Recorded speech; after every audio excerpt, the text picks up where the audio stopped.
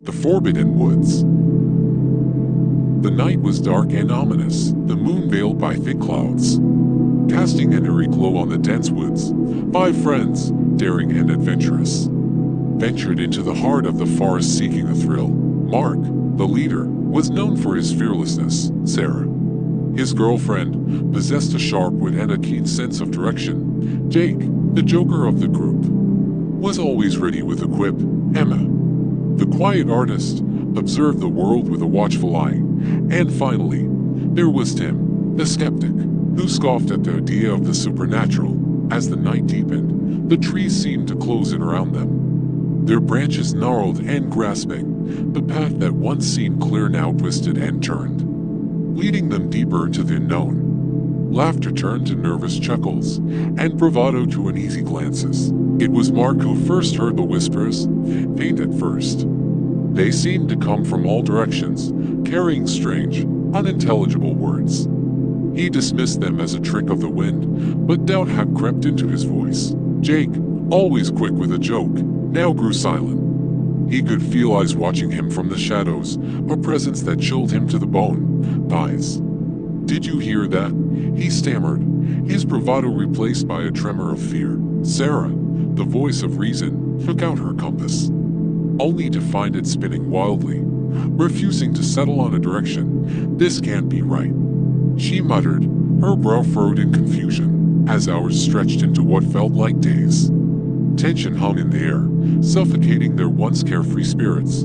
Emma, with her keen eye, thought she glimpsed a figure darting between the trees. But when she turned to alert the others, it was gone. Tim, the skeptic, was now the most uneasy of them all.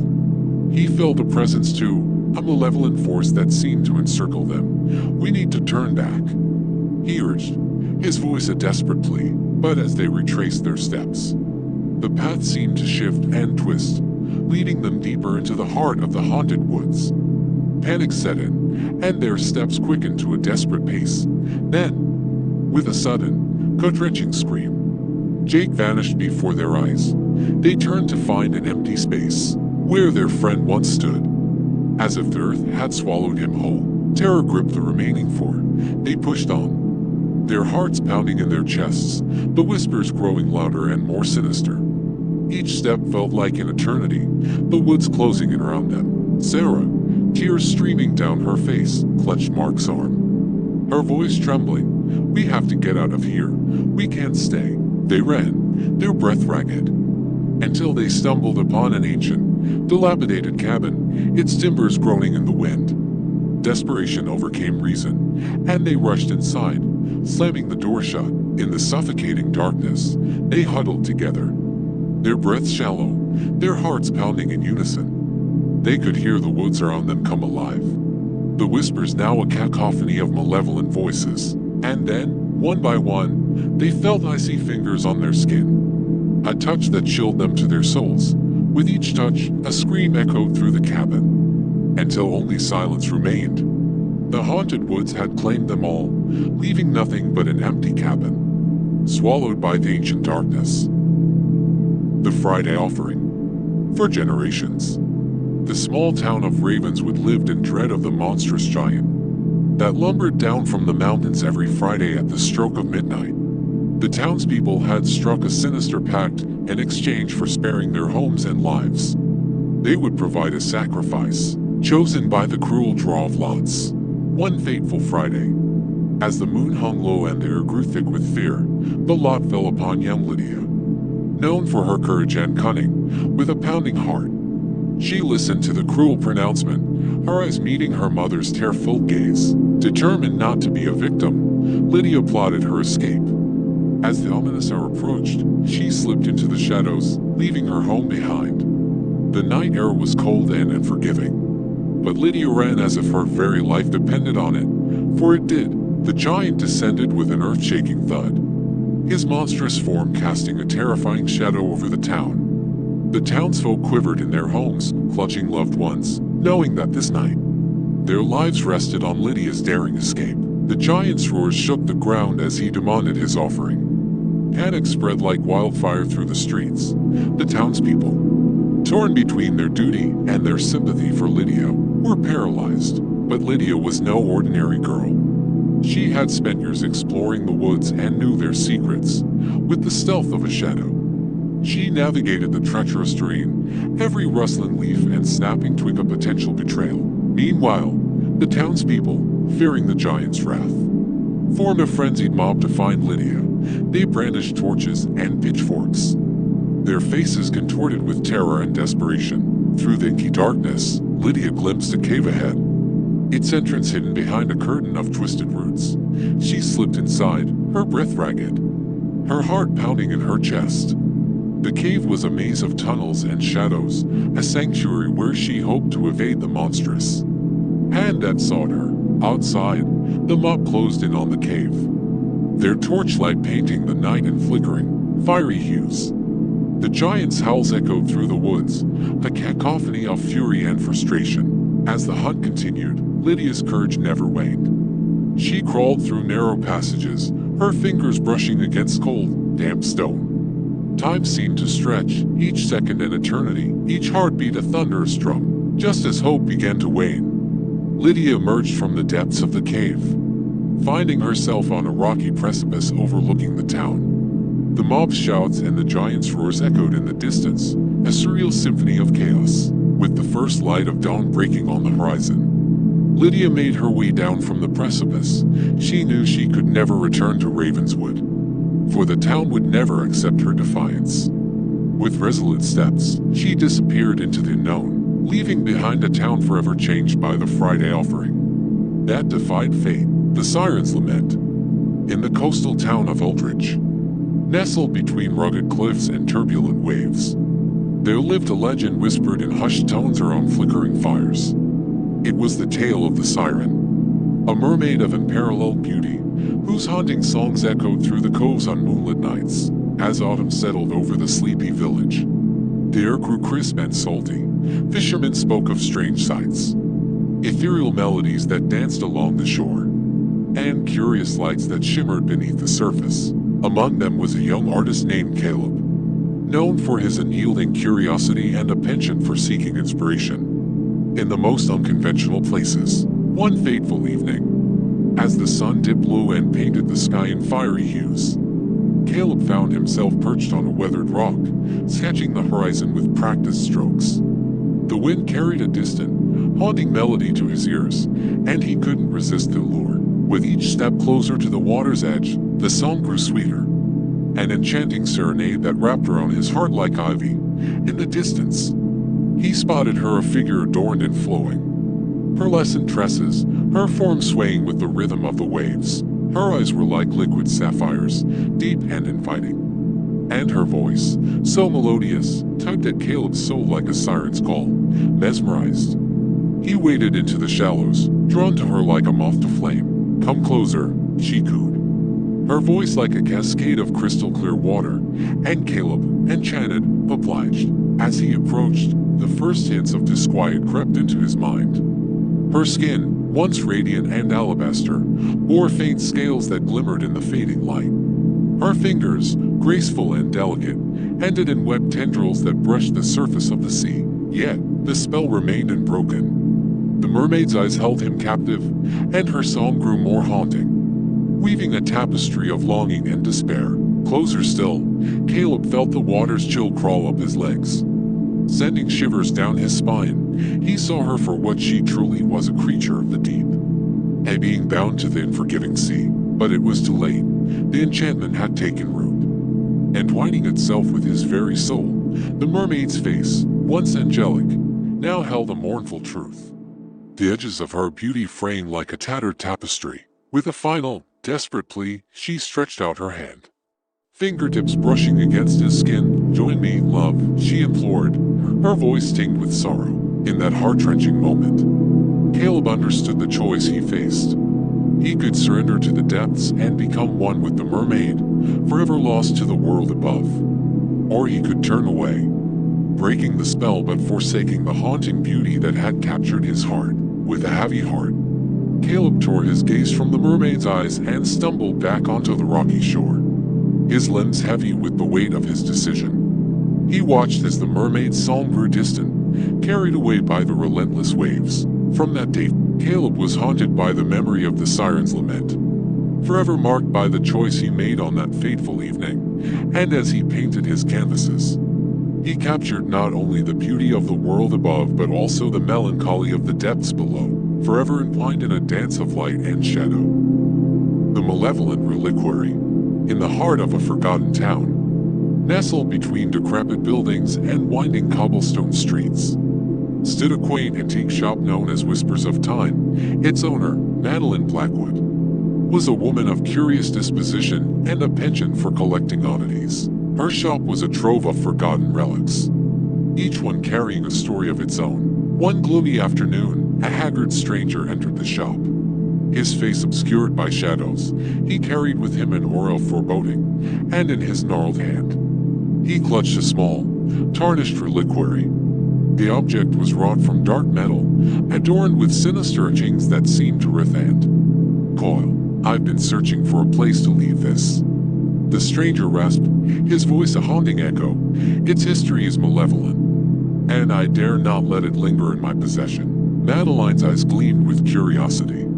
She extended a delicate hand to accept the relic, but as her skin made contact with the cold metal, a shiver coursed through her veins. Unbeknownst to her, a dark force had been set into motion. From that moment, Whispers of Time seemed to grow colder, shadows lengthening, and the air growing dense with an oppressive weight. The relic exuded an aura of malevolence, as if it were a gateway to a realm of horrors beyond human comprehension. As days passed, Madeline's once bright eyes dulled, and her once lively spirit seemed to wane. Strange dreams plagued her sleep, visions of tormented souls. Trapped within the confines of the reliquary, she could hear their anguished cries, echoing in the depths of her mind. Desperation clung to Madeline, as she realized the sinister nature of the object she had unwittingly taken in. With trembling hands, she turned to her books, searching for clues to its origin and the means to rid herself of its malefic influence. The ancient text spoke of curses, of rituals longed for. In her quest for salvation, Madeline encountered others who had crossed paths with the cursed object. Their eyes held the same haunted look, their stories echoing her own. They spoke of whispers in the night, of phantom footsteps, and glimpses of grotesque apparitions lurking in the shadows. Determined, Madeline delved deeper into the heart of darkness that clung to the relic. She uncovered a ritual, perilous and fraught with peril, that promised release from its malevolence. The task was daunting, requiring a convergence of ancient artifacts and a nightmarish journey into the heart of a forsaken forest. With grim resolve, Madeline set forth, guided by a flickering lantern and a map etched in blood-red ink. The forest seemed to pulse with a malevolent energy, ancient trees looming like spectral sentinels. The wind carried whispers that seemed to mock her. Every step, at the heart of the forest, she found the forgotten altar. Shrouded in mist and draped in ivy, the ritual began. Each step fraught with dread and determination. The relics were arranged, incantations chanted, and Madeline's heart pounded in her chest as the final words left her lips. A blinding light enveloped the altar, the ground trembled beneath her feet, and the air grew charged with a palpable force. With a deafening roar, the reliquary shattered, releasing a wail of anguish that echoed through the forest. Madeline staggered back, her breath ragged, her soul weighed down by the release of pent-up malevolence. The forest fell silent, the shadows receding, and a sense of peace settled over the land. Returning to Whispers of Time, Madeline found the shop bathed in a soft, golden light. The oppressive weight had lifted, and the air seemed to hum with renewed vitality. She knew that the curse had been broken, and that the relic's dark history was sealed away. Yet, Madeline could not forget the horrors she had witnessed, nor the price she had paid to free herself from the clutches of the malevolent reliquary. It served as a chilling reminder that some objects, some stories, are best left in the shadows, where they can haunt the dreams of those who dare to seek them out. The Puppeteer's Curse. In the heart of the mist-shrouded mountains lay the quaint town of Ravenswood, its cobbled streets winding like ancient veins through the dense forest. A place where secrets clung to the shadows, and legends danced on the edge of reality. The townspeople lived their lives, blissfully unaware of the darkness that stirred beneath their idyllic facade. The townspeople lived their lives, blissfully unaware of the darkness that stirred beneath their idyllic facade. It began on a moonless night, the air thick with foreboding. A blood-curdling scream shattered the silence, echoing through the twisted alleys. The lifeless body of Mary Simmons was discovered, her face contorted in terror, her limbs twisted in an unnatural pose. The townspeople whispered of the cursed forest and the old legend that spoke of a malevolent puppet. The legend told of Geppetto, a once skilled and gentle craftsman who, in his desperate longing for a child, created a wooden puppet named Pinocchio. But this was no fairy tale with a happy ending. Pinocchio, rejected and deformed, sought vengeance against the townspeople who mocked him. In the end, Geppetto paid the price for his creation's malevolence. As the nights passed, the moon bore witness to a grim procession. One by one, the residents of Ravenswood met their gruesome fates, each victim bearing the same twisted visage of horror. Panic gripped the town, and the streets grew silent as darkness claimed them. Sheriff Thomas Hawthorne, a grizzled man with haunted eyes, embarked on a relentless pursuit of the truth. His search led him to the library's dusty archives, where he uncovered an ancient tome that spoke of dark rituals and the binding of souls. The pages whispered of a puppet imbued with malevolence, forever bound to exact its cruel revenge. The town held a tense meeting. In the flickering light of the chapel, fearful faces gathered, their breaths held in dread anticipation. In hushed tones, the legend was recounted, and the puppet's cursed origins unveiled. The people exchanged uneasy glances, struggling to accept the horrors that lurked among them. As the weeks wore on, the body count continued to rise. Each night brought fresh horrors, the puppet's grotesque handiwork a macabre signature.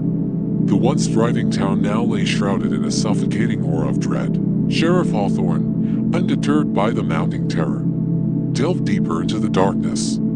He followed a trail of forgotten whispers that led him to the heart of the forest, where the legend spoke of Geppetto's final, desperate act to bind Pinocchio's malevolence. In the shadows of gnarled trees, Hawthorne uncovered a long-forgotten altar, its stones stained with ancient sacrifices. With trembling hands, he pieced together the fragments of the puppeteer's story, and a chilling revelation emerged. Geppetto had become a prisoner of his own creation, his soul ensnared within the twisted form of Pinocchio, cursed to eternally craft puppets of death.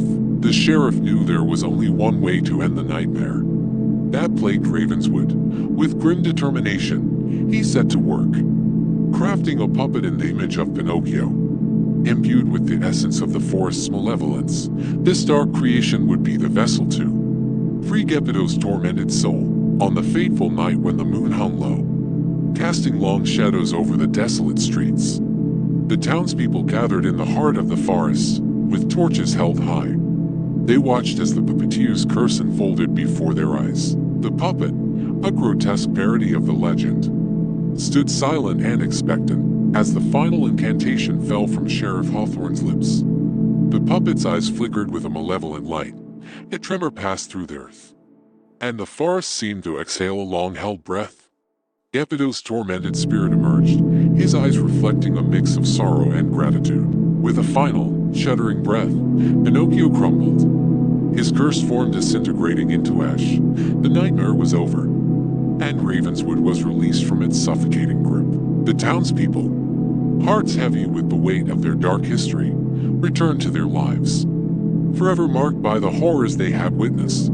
Sheriff Hawthorne, now a man forever haunted by the shadows, stood watch over Ravenswood, knowing that the past would never truly be buried. And in the heart of the forest, the winds whispered secrets of the puppeteer's curse, a cautionary tale of the darkness that lurked within even the most innocent creations. The echoes of fear. In the small town of Hollowbrook, whispers of an old legend stirred unease. They spoke of a cursed mirror that brought fears to life. It was said that if you gazed into it long enough, your deepest terrors would materialize. Tommy, a curious boy, couldn't resist. He ventured into the attic where the mirror stood, draped in shadows. As he peered into its glassy depths, his pulse quickened. Suddenly, a cold wind swooped. Tommy blinked. And there it was, a grotesque, twisted version of his own reflection. It grinned, revealing jagged teeth, mirroring his every move. Terrified, Tommy stumbled back, but the doppelganger followed, its ghastly eyes locked onto his. It was his own fear personified, a relentless specter. Desperate to escape, Tommy fled, racing through the house. But wherever he turned, it was there, a grotesque phantom, mimicking his every quiver of terror. Days turned to nights, and Tommy's world became a relentless nightmare, sleepless and frantic. He sought a way to banish the abomination that mirrored his fears. Research led him to an ancient incantation, whispered only in desperate tones. In the dead of night, trembling and resolute, Tommy stood before the mirror. With trembling hands, he began the incantation. A brilliant light enveloped the room, drowning out the monstrous reflection. When the light faded, Tommy's heart pounded.